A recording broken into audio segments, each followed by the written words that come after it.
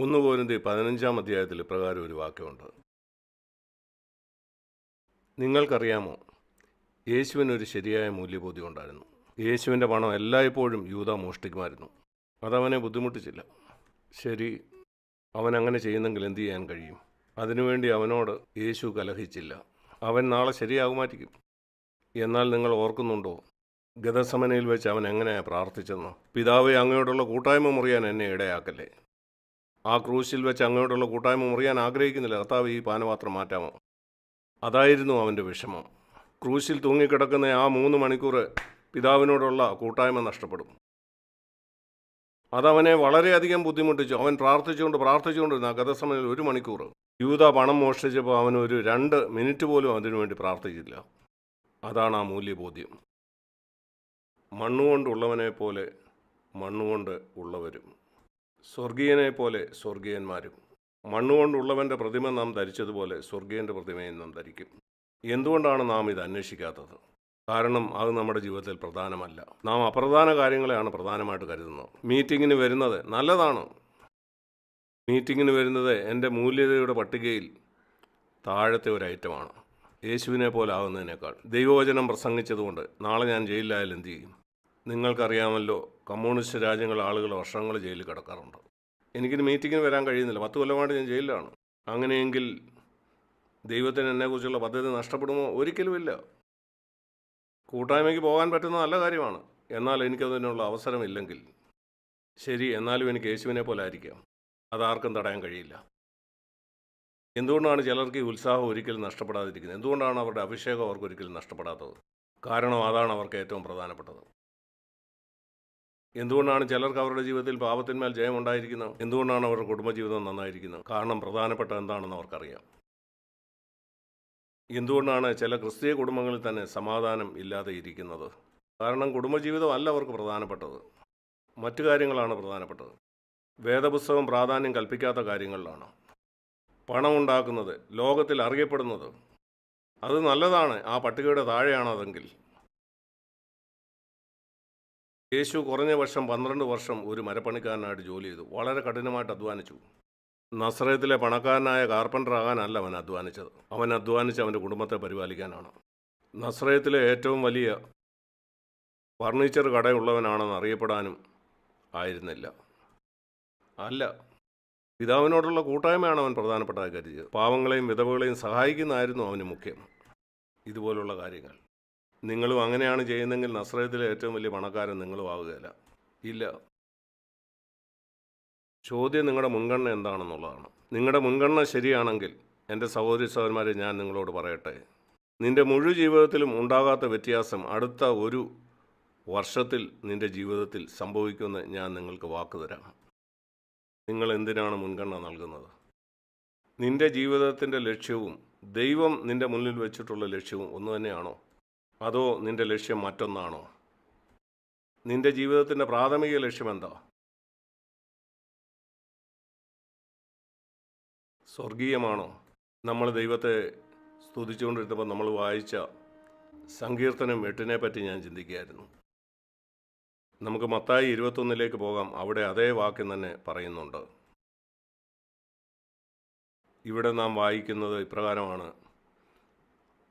യേശു ഒരു കഴുതയുടെ പുറത്ത് കയറി യെരുശലേമിൽ വന്നു.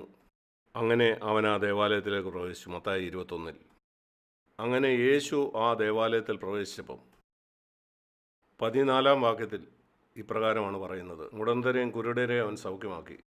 ഇവിടെയാണ് നമ്മൾ കാണുന്ന ആ വലിയ വ്യത്യാസം. ആ മഹാപുരോഹിതന്മാർ അവൻ്റെ അടുക്ക് വന്നു. ഇവിടെ മതഭക്തരായിട്ടുള്ള ഈ ലോകത്തിലെ ആളുകൾ, ഈ സ്വർഗീയമായിട്ടുള്ള ആത്മീക മനുഷ്യനും, ചിലപ്പം നമ്മൾ തെറ്റിദ്ധരിക്കും മതഭക്തനായ ഒരു ലൗകിക മനുഷ്യനെയും സ്വർഗീയനായ ഒരു ആത്മീയനെയും.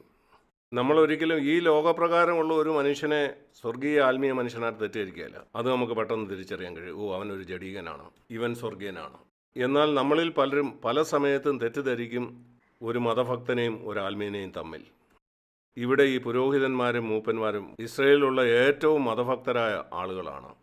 അവർ യേശു ചെയ്ത അത്ഭുതകരമായ കാര്യങ്ങൾ കണ്ടപ്പം അതിനുശേഷം അവർ കണ്ടു കുഞ്ഞുങ്ങൾ, അവർ വളരെ ഉച്ചത്തിൽ ദാവീദ് പുത്രന് ഹോശന്ന, എന്ന് അവർ പറയുന്ന കേട്ടപ്പം അവർക്ക് വളരെ കോപമുണ്ടായി. അവർ പറഞ്ഞു, കുഞ്ഞുങ്ങൾ ഇങ്ങനെ ദേവാലയത്തിൽ ബഹളം ഉണ്ടാക്കുന്നത് നല്ലതല്ല. ആരും ദേവാലയത്തിൽ ഇങ്ങനെ ബഹളം ഉണ്ടാക്കാൻ പാടില്ല. നമുക്ക് മാന്യത ഉണ്ടായിരിക്കണ്ടേ? അതൊരു ശവസംസ്കാര ശുശ്രൂഷ പോലെ വളരെ മൗനമായിരിക്കട്ടെ, ശരിയല്ലേ? എന്നാൽ യേശുവിന് ഇതേപ്പറ്റി വളരെ വ്യത്യസ്തമായൊരു അഭിപ്രായമായിരുന്നു ഉണ്ടായിരുന്നത്. അവരവനോട് ഇപ്രകാരം ചോദിച്ചു, ഇവരിവിടെ ചെയ്യുന്നത് നീ കാണുന്നില്ലേ?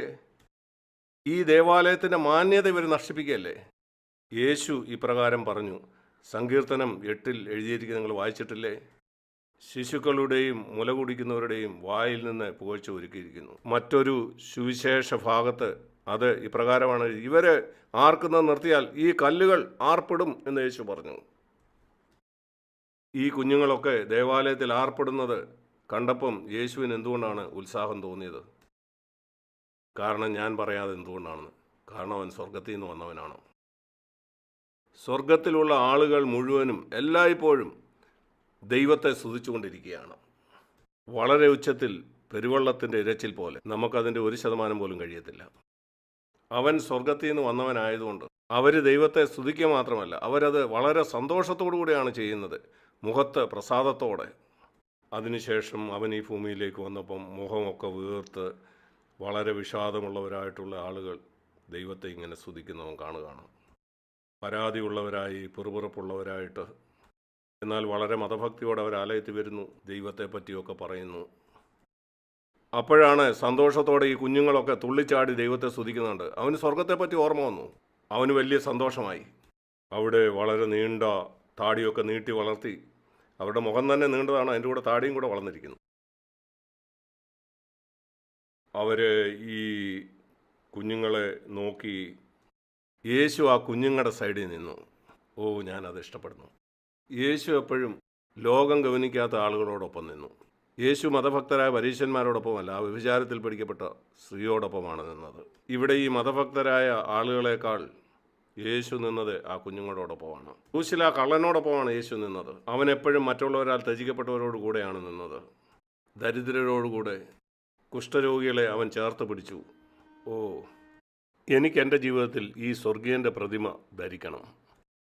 ആദാമിൻ്റെ മക്കൾ എന്നെ പഠിപ്പിച്ച ആ വ്യാജമായിട്ടുള്ള ആ മാനവും അഭിമാനവും ഞാനതിൽ സഹി കെട്ടിരിക്കുന്നു. എൻ്റെ മൂല്യബോധ്യം ഞാൻ വ്യത്യാസപ്പെടുത്താൻ ആഗ്രഹിക്കുന്നു. യേശു ചിന്തിച്ച പോലെ എനിക്കും ചിന്തിക്കണം. അത് ആളുകളെ മുറിപ്പെടുത്തുന്നുണ്ടോ? ശരി, അങ്ങനെ മുറിപ്പെടട്ടെ. യേശുവിൻ്റെ ജീവിതം കൊണ്ട് എത്രയോ ആളുകൾ മുറിപ്പെട്ടു. അവനവൻ്റെ ജീവിതം ജീവിച്ച ഇപ്രകാരമായിരുന്നില്ല. ഞാൻ വളരെയധികം ശ്രദ്ധിക്കണം, ആർക്കും ഒരു വിഷമം ഉണ്ടാകരുത്. മത്തായി 15 നിങ്ങൾ വായിച്ചിട്ടുണ്ടോ? യേശുവിൻ്റെ ശിഷ്യന്മാരൊരിക്കൽ വന്ന് യേശുവിനോട് പറഞ്ഞു, നീ ഇപ്പോൾ പറഞ്ഞ പരീശന്മാർ കടർച്ചയായെന്ന് നിനക്കറിയാമോ? യേശു പറഞ്ഞു, അവരെ അവരുടെ വഴിക്ക് വിടുക. സ്വർഗസ്ഥനായ എൻ്റെ പിതാവ് നട്ടിട്ടില്ലാത്ത തൈകളൊക്കെയും വേരോടെ പറഞ്ഞു പോകും. അവരെ വിടുവീൻ. അവർക്ക് ഇടർച്ചയായോ ഇടർച്ചയാകട്ടെ, അത്രയേ ഉള്ളൂ. നമ്മുടെ പിതാവിനെ നമുക്ക് പ്രസാദിപ്പിക്കുക. നമ്മൾ പോയി ആളുകൾ ഇടർച്ച ഉണ്ടാക്കുകയല്ല. എന്നാൽ നമ്മൾ ദൈവത്തെ സേവിക്കുന്നതിലൂടെ, സ്തുതിക്കുന്നതിലൂടെ, യേശുവിനെ പോലെ ആകുന്നതിലൂടെ, കൂടുതൽ സ്വർഗീയരാകുന്നതിലൂടെ ഒത്തിരി മതഭക്തർക്ക് നാം ഇടർച്ചയായെന്ന് വരും. അങ്ങനെ ആകട്ടെ. അവർ വ്യത്യാസപ്പെടുന്നവരെ അവർക്ക് ഇടർച്ച ഉണ്ടാകട്ടെ. അവർ സ്വർഗീയരാകുന്നത് വരെ പിന്നെ അവർക്ക് ഇടർച്ച ഉണ്ടാകില്ല. നമ്മൾ ആരോടും വാദപ്രതിവാദത്തിൽ ഏർപ്പെടുന്നില്ല.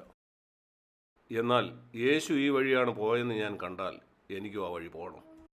കാരണം അവൻ മാത്രമാണ് സ്വർഗത്തിൽ നിന്ന് ഇറങ്ങി വന്ന് സ്വർഗം എന്താണെന്ന് എന്നെ കാണിച്ചു തന്നത്. ഒരാത്മീയൻ എങ്ങനെ ആയിരിക്കണമെന്ന് ഭ്രാന്തമായ പല ആശയങ്ങളും നമുക്ക് കാണാം. എന്നാൽ അതെല്ലാം തെറ്റാണ്. യേശുവിനെ നോക്കിയാൽ ഒരാത്മീയൻ എങ്ങനെയാണെന്ന് നമുക്ക് ശരിയായിട്ട് മനസ്സിലാവും. അതുകൊണ്ട് എനിക്ക് അവനെ പോലെ ആകണം. എനിക്ക് കുഷ്ഠരോഗിയോട് കരുണയുള്ളവനായിരിക്കണം. വ്യഭിചാരത്തിൽ പിടിക്കപ്പെട്ട ആ സ്ത്രീയോട് എനിക്ക് കരുണ കാണിക്കണം. എന്നെ ക്രൂശിക്കുന്നവരോടും എനിക്ക് ക്ഷമിക്കണം. അവർക്കറിയില്ലായിരിക്കും അവരെന്താണ് എന്നോട് ചെയ്യുന്നതെന്ന്. യേശു ക്രിസ്തുവിനെ പോലെ. അതേ സമയത്ത് ഒരു ചാട്ടവാറെടുത്ത് മതത്തിൻ്റെ പേരിൽ പണം ഉണ്ടാക്കുന്നവരെ സഭയിൽ നിന്ന് അടിച്ച് പുറത്താക്കാൻ വേണ്ടി. അതാണ് യേശു ചെയ്തത്. എനിക്കും അതുപോലെ ആകണം. അത് നിങ്ങളെ അപ്രിയനാക്കും.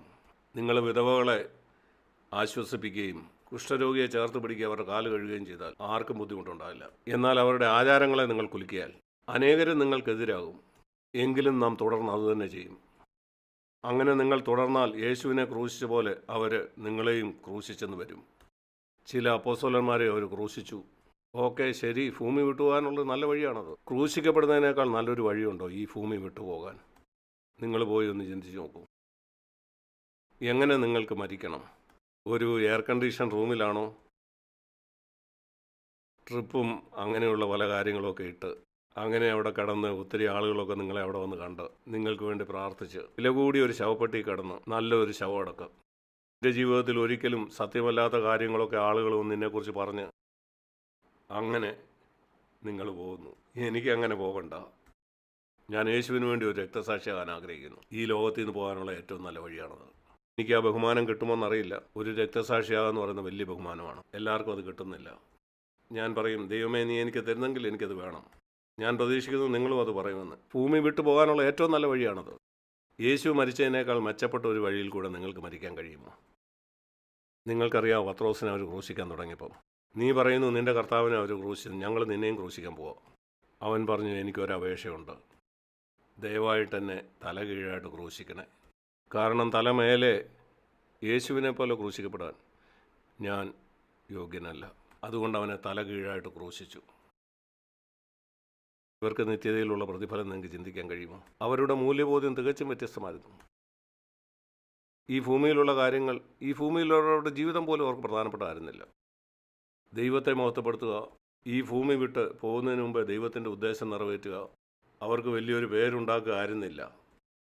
ഒരു നല്ല സഭയുടെ ഭാഗമായിരിക്കുക, ഒത്തിരി പണം ഉണ്ടാക്കുക, ദൈവത്തിനു വേണ്ടി ഒത്തിരി കാര്യങ്ങൾ ചെയ്ത ഒരാളെന്നുള്ള പേരുണ്ടാക്കുകയുമായിരുന്നില്ല.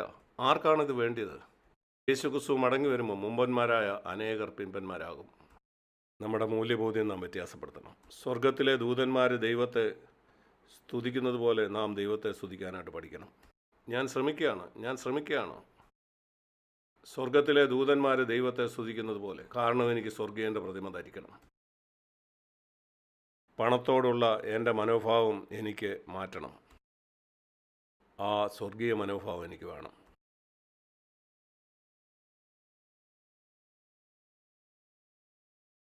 നിങ്ങൾക്ക് അറിയാമോ സ്വർഗവും ഭൂമിയും തമ്മിലുള്ള ഒരു വ്യത്യാസം? അവിടെ എവിടെയാണ് സ്വർണം? ഈ ഭൂമിയിൽ സ്വർണം നിങ്ങൾ എവിടെയാണ് കാണുന്നത്? സാധാരണ ആളുകളുടെ തലയിലാണ്, അല്ലെങ്കിൽ അവരുടെ കഴുത്തിലോ കയ്യിലോ ഒക്കെയാണ്. എന്നാൽ സ്വർഗത്തിൽ എവിടെയാണ്? നിങ്ങൾക്ക് എത്ര പേർക്ക് അതേപ്പറ്റി അറിയാം? സ്വർഗത്തിൽ സ്വർണ്ണമുണ്ട്. അതെവിടെ കാണുന്നതെന്നറിയാമോ? അവിടുത്തെ റോഡുകളിലാണ്, നമ്മുടെ കാലിന് കീഴെ. നിങ്ങൾക്കറിയാമോ, ഒരു സ്വർഗീയൻ തൻ്റെ കാലിന് കീഴിൽ ഇപ്പോൾ സ്വർണം സൂക്ഷിക്കാൻ അറിയുന്നവൻ ആണ്. സ്വർണം നിങ്ങളുടെ കാൽ കീഴാണോ? എങ്കിൽ സ്വർഗത്തിലേക്ക് പോകാൻ നിങ്ങൾ ഒരുക്കമുള്ളവനാണ്. അതിപ്പോഴും നിൻ്റെ തലയിലാണെങ്കിൽ, സഹോദര, നീ പെട്ടെന്ന് നിൻ്റെ തലയിൽ നിന്ന് നിൻ്റെ കാൽ കീഴിലേക്ക് അതിടുക. അത് പകുതി താഴോട്ടിറങ്ങി നിൻ്റെ കയ്യിലോ അല്ല, നിൻ്റെ കാലിനടിയിലായിരിക്കണം. നിൻ്റെ കാൽ വിരലേലും അല്ല, നിൻ്റെ കാലിന് കീഴിലായിരിക്കണം. അവിടെയാണ് എൻ്റെ സ്ഥാനം. ഞാൻ സ്വർഗത്തിലേക്ക് പോകാൻ തയ്യാറാവുന്നു. ഞാൻ പറഞ്ഞത് നിങ്ങൾക്ക് മനസ്സിലായല്ലോ. അതെന്നെ കർത്തൃത്വം ചെയ്യുന്നില്ല. അത് വളരെ പ്രയോജനമുള്ളൊരു ദാസനാണ്, എന്നാൽ നല്ലൊരു യജമാനല്ല. എനിക്കിതിനോടെല്ലാം യേശുവിനുണ്ടായിരുന്ന അതേ മനോഭാവം ഉണ്ടാകാൻ ആഗ്രഹിക്കുന്നു.